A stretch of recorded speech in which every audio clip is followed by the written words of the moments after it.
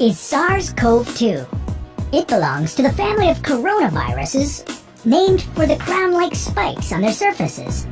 SARS-CoV-2 can cause COVID-19, a contagious viral infection that attacks primarily your throat and lungs. What actually happens in your body when you contract the coronavirus? What exactly causes your body to develop pneumonia? And how would a vaccine work? The coronavirus must infect living cells in order to reproduce. Let's have a closer look. Inside the virus, genetic material contains the information to make more copies of itself. A protein shell provides a hard protective enclosure for the genetic material as the virus travels between the people it infects. An outer envelope allows the virus to infect cells by merging with the cell's outer membrane. Projecting from the envelope are spikes of protein molecules. Both a typical influenza virus and the new coronavirus use their spikes like a key to get inside a cell in your body, where it takes over the cell's internal machinery, repurposing it to build the components of new viruses. When an infected person talks, coughs, or sneezes, droplets carrying the virus may land in your mouth or nose and then move into your lungs. Once inside your body, the virus comes in contact with cells in your throat, nose, or lungs. One spike on the virus inserts into a receptor molecule on your healthy cell membrane like a key in a lock. This action allows the virus to get inside your cell.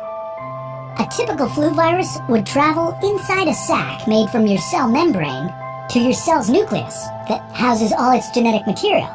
The coronavirus, on the other hand, doesn't need to enter the host cell nucleus. It can directly access parts of the host cell called ribosomes. Ribosomes use genetic information from the virus to make viral proteins, such as the spikes on the virus's surface. A packaging structure in your cell then carries the spikes in vesicles which merge with your cell's outer layer, the cell membrane. All the parts needed to create a new virus gather just beneath your cell's membrane. Then, a new virus begins to bud off from the cell's membrane. Now, with the virus spreading in your body, how can you develop pneumonia symptoms? For this, we'll have to look into your lungs. Each lung has separate sections called lobes. Normally, as you breathe, air moves freely through your trachea or windpipe, then through large tubes called bronchi, through smaller tubes called bronchioles, and finally into tiny sacs called alveoli. Your airways and alveoli are flexible and springy. When you breathe in, each air sac inflates like a small balloon. And when you exhale, the sacs deflate. Small blood vessels called capillaries surround your alveoli. Oxygen from the air you breathe passes into your capillaries, and then carbon dioxide from your body passes out of your capillaries into your alveoli so that your lungs can get rid of it when you exhale. Your airways catch most germs in the mucus that lines your trachea, bronchi, and bronchioles. In a healthy body, hair-like cilia lining the tubes constantly push the mucus and germs out of your airways, where you might expel them by coughing. Normally, cells of your immune system attack viruses and germs that make it past your mucus and cilia and enter your alveoli. However, if your immune system is weakened, like in the case of a coronavirus infection, the virus can overwhelm your immune cells, and your bronchioles and alveoli become inflamed as your immune system attacks the multiplying viruses. The inflammation can cause your alveoli to fill with fluid, making it difficult for your body to get the oxygen it needs. You could develop lobar pneumonia, where one lobe of your lungs is affected, or you could have bronchopneumonia that affects many areas of both lungs. Pneumonia may cause difficulty breathing, chest pain, coughing, fever and chills, confusion, headache, muscle pain, and fatigue. It can also lead to more serious complications.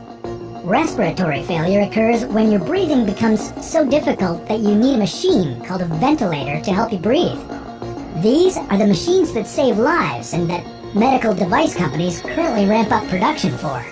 Whether you would develop these symptoms depends on a lot of factors, such as your age and whether you already have an existing condition. While this all sounds scary, the push to develop a coronavirus vaccine is moving at high speed.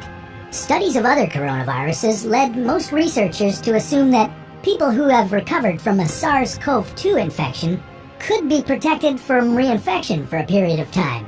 But that assumption needs to be backed by empirical evidence, and some studies suggest otherwise. There are several different approaches for a potential vaccine against the coronavirus.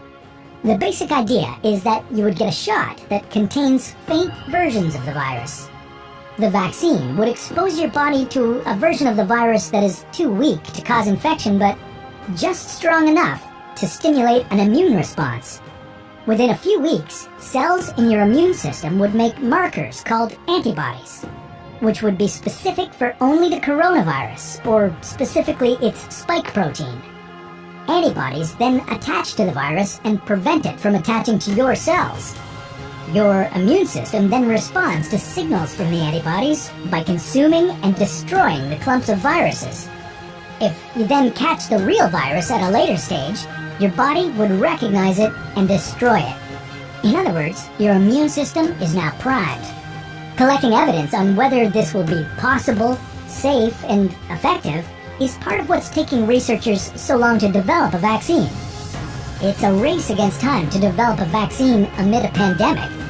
Each step in vaccine development usually takes months, if not years. An Ebola vaccine broke records by being ready in 5 years. The hope here is to develop one for the new coronavirus in a record-breaking 12 to 18 months. While all of this will take time, stay home if you can, to protect the most vulnerable. And don't forget to wash your hands for at least 20 seconds, and as often as possible. This video was a collaboration between Nucleus Medical Media and the What If channel, where we usually dive into hypothetical scenarios about the human body, humanity, our planet, and the cosmos.